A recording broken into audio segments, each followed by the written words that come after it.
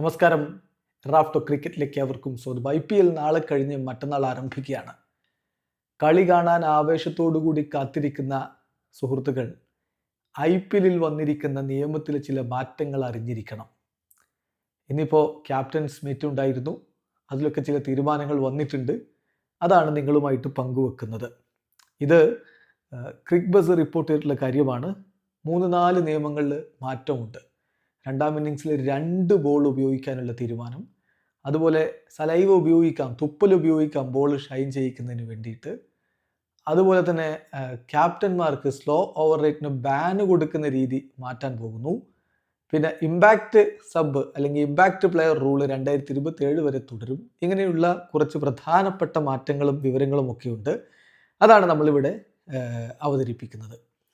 ഏറ്റവും പ്രധാനപ്പെട്ട ഒരു മാറ്റം വന്നിരിക്കുന്നത് ക്യാപ്റ്റന്മാർക്ക് ബാന് കൊടുത്തിരുന്ന വിവരം അറിയാമല്ലോ. അതായത് സ്ലോ ഓവർ റേറ്റ് വന്നാൽ ക്യാപ്റ്റന്മാർക്ക് ബാന് കൊടുക്കുന്ന രീതി ഉണ്ടായിരുന്നു.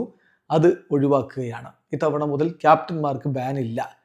മറിച്ച് ഡീമെറിറ്റ്സ് പോയിന്റ്സ് കൊടുക്കും. ICC ഉപയോഗിക്കുന്ന പോലെ, ICC നടപ്പിലാക്കുന്ന പോലെയുള്ള ഒരു സിസ്റ്റത്തിലേക്ക് പോവുകയാണ്. ഡീമെറിറ്റ്സ് പോയിന്റ്സ് ക്യാപ്റ്റന്മാർക്ക് കൊടുക്കും. ആ ഒരു ഒഫൻസിന്റെ സിവിയറിറ്റി അനുസരിച്ച് ഇത് ഒരു 3 വർഷത്തേക്ക് ഈ ഒരു ഡീമെറിറ്റ്സ് പോയിന്റ് ക്യാരി ഓവർ ചെയ്യുകയും ചെയ്യും. അതായത് ക്യാപ്റ്റൻസ് പിനലൈസ് ചെയ്യപ്പെടും വിത്ത് ഡീമെറിറ്റ്സ് പോയിന്റ്, പക്ഷെ അവർക്ക് സ്ലോ ഓവർ റേറ്റിന് ബാൻ ഉണ്ടാവില്ല. അതോടൊപ്പം തന്നെ level 1 offence will be charged. 25 മുതൽ 75% വരെ മാച്ച് ഫീസ് അവർക്ക് ഒരു പക്ഷേ പെനാൽറ്റി ആയിട്ട് കൊടുക്കേണ്ടി വരും വിത്ത് ഡീമെറിറ്റ്സ്. അത് നെക്സ്റ്റ് 3 ഇയേഴ്സിലേക്ക് ക്യാരി ഫോർവേഡ് ചെയ്യുന്ന രൂപത്തിലായിരിക്കും ഡീമെറിറ്റ്സ്, ആ ഒരു ഡീമെറിറ്റ് പോയിന്റ്സ് ഉപയോഗപ്പെടുത്തുക.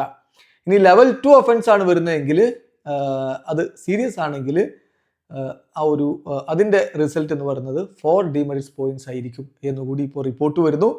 ഇത് ഒരു റിലയബിൾ സോഴ്സിനെ ഉദ്ധരിച്ചുകൊണ്ടാണ് ക്രിക്ക് ബസ് റിപ്പോർട്ട് ചെയ്യുന്നത്. ചുരുക്കത്തിൽ താരങ്ങൾക്ക് പിഴയൊക്കെ ഉണ്ടാവാം എന്നല്ലാതെ മാച്ച് ബാൻ ക്യാപ്റ്റന്മാർക്ക് കൊടുക്കില്ല എന്നർത്ഥം.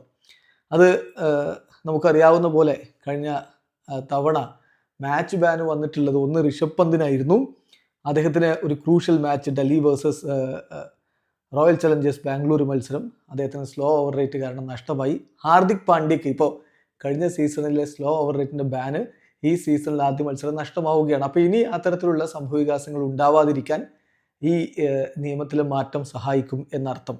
അതുകൂടാതെ ഇമ്പാക്റ്റ് പ്ലെയർ റൂള് അത് തുടരും. 2027 എഡീഷൻ വരെ തുടരും. ഈ സൈക്കിളിൽ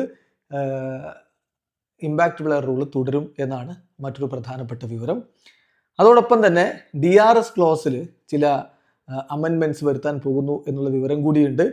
അതായത് ഹൈറ്റ് വൈഡ്സിന്, അതുപോലെ തന്നെ വൈഡ്സ് ഔട്ട്സൈഡ് ഓഫ് സ്റ്റംപ്, ഇതിന് കൂടി ഈ ഒരു റഫറൽ ആപ്ലിക്കബിൾ ആയിരിക്കും. ഇപ്പോൾ 2024 IPL പ്ലേയിങ് കണ്ടീഷന് പറഞ്ഞിരുന്നത് a player is allowed to review any decision taken by on field umpires concerning wide or no ball എന്നാണ്.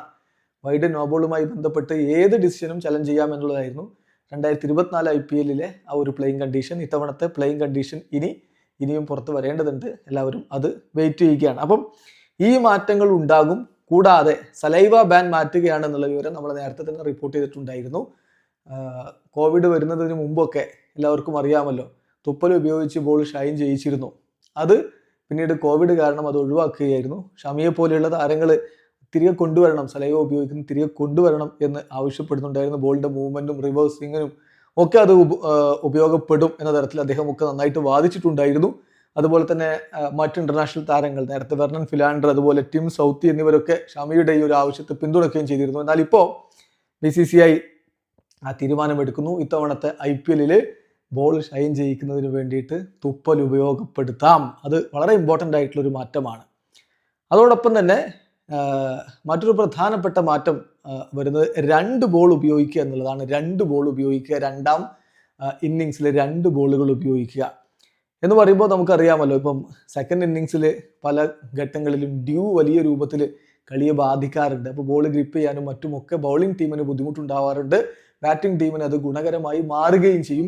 അപ്പോൾ ടോസ് വളരെ ക്രൂഷ്യലായിട്ട് ഇമ്പോർട്ടൻ്റ് ആയിട്ട് വരാറുണ്ട്. അപ്പോൾ അത് ഒഴിവാക്കുന്നതിന് വേണ്ടിയിട്ട് 11 ഓവറൊക്കെ കഴിയുമ്പോൾ സെക്കൻഡ് ഇന്നിങ്സിൽ വേണമെങ്കിൽ ബോൾ ചേഞ്ച് ചെയ്യാം. അത് പക്ഷേ അമ്പയർമാരാണ് തീരുമാനിക്കേണ്ടത്. വേണമെങ്കിൽ ബോൾ ചേഞ്ച് ചെയ്യാം, ബോളിന്റെ കണ്ടീഷനൊക്കെ നോക്കിയിട്ട് അവിടുത്തെ ഡ്യൂവിന്റെ കണ്ടീഷനൊക്കെ നോക്കിയിട്ടാണ് തീരുമാനിക്കുക. അപ്പോൾ നല്ല ഡ്യൂ ഒക്കെ ഉണ്ട്, നന്നായിട്ട് ബോളിനെ എഫക്ട് ചെയ്തിട്ടുണ്ടെങ്കിൽ 11 ഓവർ കഴിഞ്ഞാൽ ബോൾ മാറ്റും. അപ്പോൾ ആ ഒരു ഡ്യൂ എഫക്റ്റ് നള്ളിഫൈ ചെയ്യാൻ പറ്റും. അപ്പോൾ ഇതിൽ നിന്ന് നമ്മൾ മനസ്സിലാക്കേണ്ടത് സ്വാഭാവികമായിട്ടും ഇത് ഡേ മത്സരങ്ങളിൽ 3:30 ആരംഭിക്കുന്ന മത്സരങ്ങളിൽ ഇങ്ങനെ സെക്കൻഡ് ഇന്നിങ്സിൽ ബോൾ മാറ്റാൻ സാധ്യതയില്ല. അതേസമയം രാത്രി 7:30 ആരംഭിക്കുന്ന മത്സരങ്ങളിൽ സെക്കൻഡ് ഇന്നിങ്സിൽ ഒരു 11 ഓവറൊക്കെ ആകുമ്പോൾ ബോൾ മാറ്റാം, അതിനുള്ള സാധ്യതയുണ്ട്. അതിന് അമ്പയർക്ക് എല്ലാ അവകാശവും കൊടുക്കുകയാണ്. അപ്പം ഇത്തരത്തിലുള്ള സുപ്രധാനമായ മാറ്റങ്ങൾ കളിയുടെ നിയമങ്ങളിൽ വന്നിട്ടുണ്ട്. അതും കൂടി ശ്രദ്ധിച്ചിട്ട് വേണം നമ്മൾ കളി കാണാൻ.